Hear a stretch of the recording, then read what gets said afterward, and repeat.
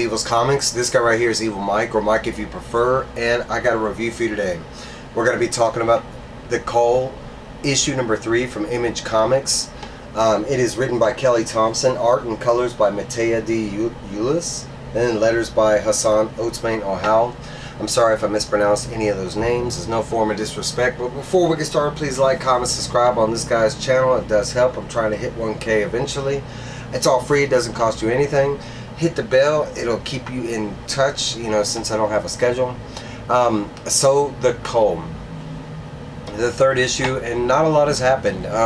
Each issue has had a bunch, but as far as story progression, not so much. It's a group of friends that are looking for one of their friends' brothers. His name is Jake, and he went through this like a cave, and it turned out to be a portal.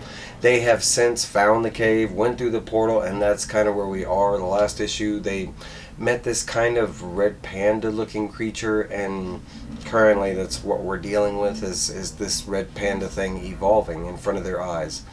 So the book starts out, and they have titled this as the Meadow. I think a couple of the, like, you know, when we were on the beach, I think it was titled something, I can't remember.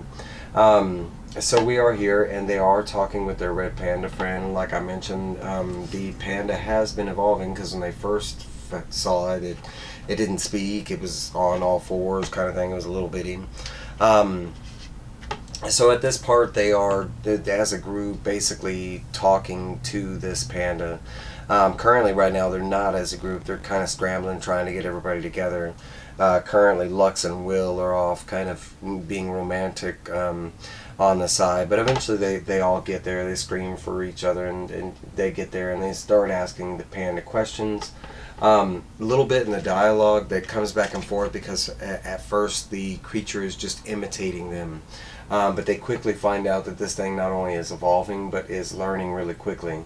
During the conversation, they realize that that everything that enters this portal thing is kind of part of a hive mind, and once you enter the hive mind, everything's all-knowing kind of thing. I mean, you're part of the hive. The way this creature explains it is, you know, it takes a little bit for the hive to adapt to new creatures or stuff like that, but basically they all get assimilated kind of thing. But the creature does stress that it's all in good fashion, that there's no like bad stuff that's, you know, the ones that the creature are talking to, and specifically everybody but Cleo, which is Jake's sister. But the panda basically states that they're all kind of welcome here, and they're all beautiful and intelligent kind of thing. Eventually the notion of, you know, like, why aren't we filming this comes up, and that's why you see over here Will, he runs back to, you know, grab or I think it might be Wade, I don't know. No, I think it's Will, but eventually he goes back and grabs the camera. When he grabs the camera, he does see this, like, he feels like someone is there. I'm kind of zoom it in, but there is some stuff in the background, and they kind of show what it is, and it's basically the same thing as the panda, I'm assuming. Okay, so more questions come up. They start asking the creature about her missing brother. The creature, we're just going to title it the panda, but the panda has not seen her brother, and this is kind of where we learned that it knows everything on the island. So it's, you know, as far as it knows, Jake is not there, and the thing says that it's all-knowing kind of thing. Eventually, after getting past this and explaining that everything there is a part of everything, and they welcome beautiful and intelligent stuff like that, it states that it's going to upgrade them. It's not going to be like a bad upgrade, but it states that change is kind of a necessarily part of evolution.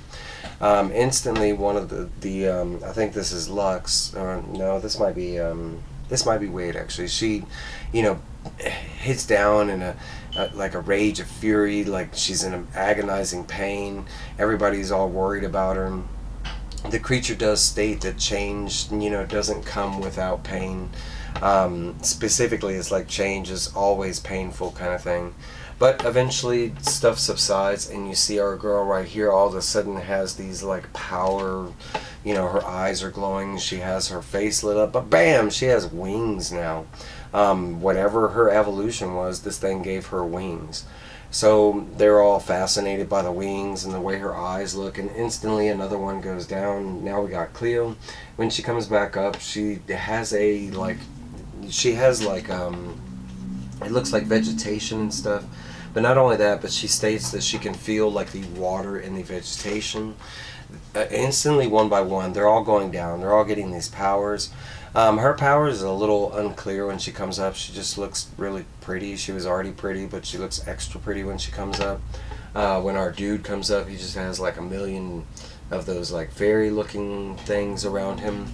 But they all get powers basically up until he makes it, or the panda makes it to Cleo.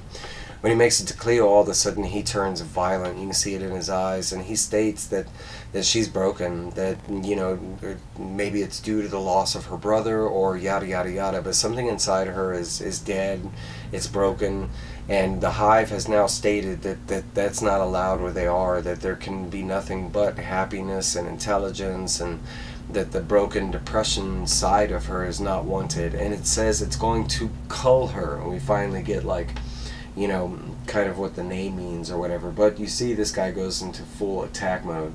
Instantly we get to see this girl's powers. She has laser eyes, kind of like Cyclops, the pretty one. And basically at this point they all take off running.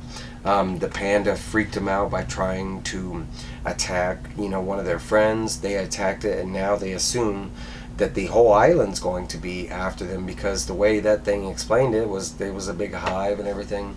So basically they're on the run. There's some kind of cool stuff to point out as they're on the run. This is kind of when they're discussing their powers, and as a group they're kind of doing an X-Men thing. They're literally like, hey, you said you were good with water, we're going to use you here. Hey, Will, you look like you're good with plants, let's try this. And that's kind of what goes down. They make it to the beach, and they remember their directions as far as the way they came in. There's also something wonky that was expressed right before they took off and the thing attacked. The time works differently here, that we're in this like portal, whatever, time moves really slow, so the outside world is moving really fast. It scared the whole group a bunch because they don't know how fast and slow time is moving for the outside world kind of thing. They do make it to the beach. They spend some time looking for what they need to find, which is the flag they left when they went through. They do find it, and as soon as they find it, we see what those other things were in the grass, and it's just a whole bunch of the same panda-looking things. I don't know if they were originally those pandas. Probably not. They evolved because of the, you know, what they did. But basically the whole island's after them. They make it to the beach, and we do find out that girl has water powers, and she parts the waves. She eventually makes like a route for them to make it back to the flag. And the creatures are following them. She ends up trapping the creatures in the water. They're unsure if the creatures can swim or live in the water. They're not really that worried about it at this point, but they do make it to the cave, and they make it to the portal. At this point, they're kind of worried about the tide, because when they went into the cave, the tide was there kind of thing. So they're like, hey, we might have to wait a couple hours.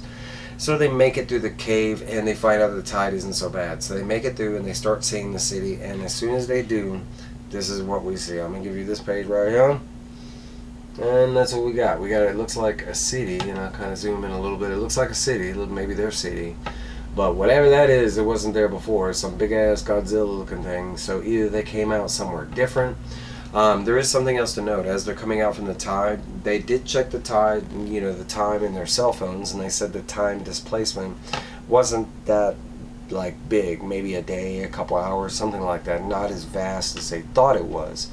So their cell phones and stuff say, but then we get this picture here, you know, with their city in the background and this big ass thing here. And so there's a couple different things. It could be like time displacement. Maybe they were in there like a really, really long time, and this is what Earth looks like in the future. Or maybe the portal put them out somewhere different. We don't know yet. We do get a cover preview for the next issue. There is also like a cover gallery in case you were interested in what the other, you know, covers look like. Honestly, I think I went with the best looking one. It was cover A, but there is a preview for the next cover with our dude Will with his fairy powers or whatever. But that is the end of the Cull. I'm loving it. I mean, it's fantastic. I don't know what we're going from here. It looked like we were going to spend a lot more time inside this like portal area, the, you know, oasis area. I don't know. So maybe they're going to go back through that. Maybe they're in it. I don't know. Please let me know your thoughts down below. What are you thinking about the series? I love it. It's so good. The art, the story, it's fantastic. But that's my review, guys. I'll let y'all go.